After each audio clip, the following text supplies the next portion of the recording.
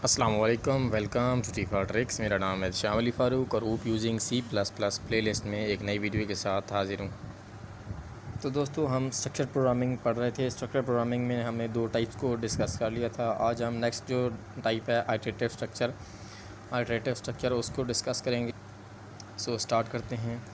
Iterative structure जो होता है उसमें क्या होता है कि आइटरेशन पाई जाती है या रिपीटिशन होती है कुछ स्टेटमेंट्स की।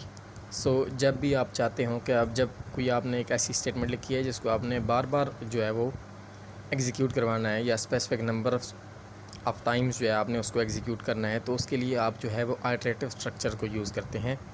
इसको हम आइटरेशन स्ट्रक्चर या लूप भी कह सकते हैं। दोस्तों, लूप्स जो होते हैं उनको हम बेसिकली दो मकासद के लिए, टू पर्पसेस के लिए यूज़ करते हैं। नंबर 1, जब हमने कोई सेट ऑफ स्टेटमेंट्स जो होता है उसको स्पेसिफिक नंबर ऑफ़ टाइम्स तक एग्जीक्यूट करना होता है, तो एक तो उसके लिए हम इसको यूज़ करते हैं।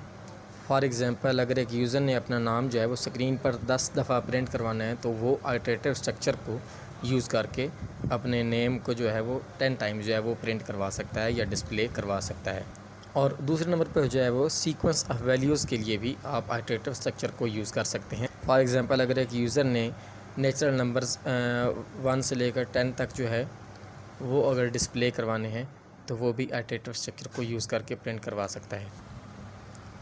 अगर हम इस स्ट्रक्चर को ग्राफिकली थोड़ा देखना चाहें फ़्लो की फॉर्म में, तो सबसे पहले आपकी कंडीशन चेक होती है। जब कंडीशन अगर आपकी ट्रू होती है तो आपकी स्टेटमेंट एग्जीक्यूट होती है, और जब तक आपकी स्टेटमेंट जो है वो फॉल्स नहीं, जब तक आपकी जो दी हुई कंडीशन होती है वो फॉल्स नहीं होती, तब तक जो है वो एक स्टेटमेंट जो है वो रिपीट होती रहती है। जैसे ही आपकी दी हुई कंडीशन फॉल्स होती है तो जो है वो लूप ख़त्म हो जाता है, और इसी तरह आपका जो आइटरेटिव स्ट्रक्चर होता है वो भी ख़त्म हो जाता है इस तरह। नेक्स्ट हम देख लेते हैं कि फ़ंक्शन कॉल क्या चीज़ होती है।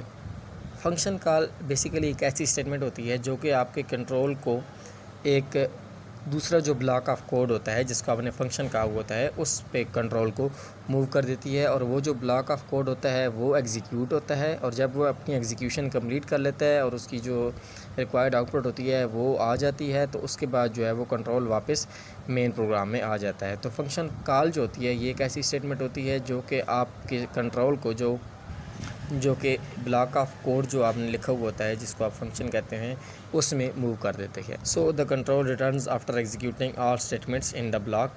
जैसे ब्लॉक की तमाम स्टेटमेंट्स जो है वो एग्जीक्यूट हो जाती हैं तो कंट्रोल वापस आ जाता है मेन प्रोग्राम में, तो उसमें जितनी भी स्टेटमेंट्स बाकी रहती होती हैं उस प्रोग्राम की वो फिर एग्जीक्यूट हो जाती हैं।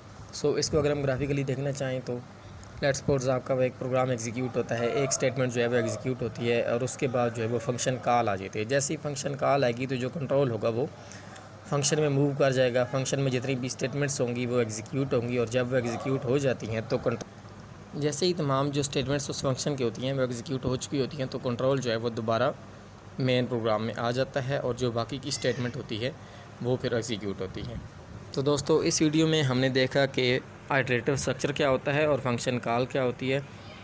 आई होप आपकी वीडियो पसंद आई होगी। नेक्स्ट जो हमारी वीडियो होगी उसमें हम एडवांटेजेस ऑफ स्ट्रक्चर प्रोग्रामिंग को देखेंगे। वीडियो देखने का बहुत बहुत शुक्रिया। अगर वीडियो आपको पसंद आई है तो प्लीज़ वीडियो को लाइक करें, मेरे चैनल को सब्सक्राइब करें और बेल आइकन को प्रेस करें ताकि अपकमिंग जितनी भी वीडियोज़ होंगी वो आप तक उनका नोटिफिकेशन पहुँचता रहे। वीडियो देखने का बहुत बहुत शुक्रिया। अपना बहुत ख्याल रखिएगा। अल्लाह हाफ़िज़।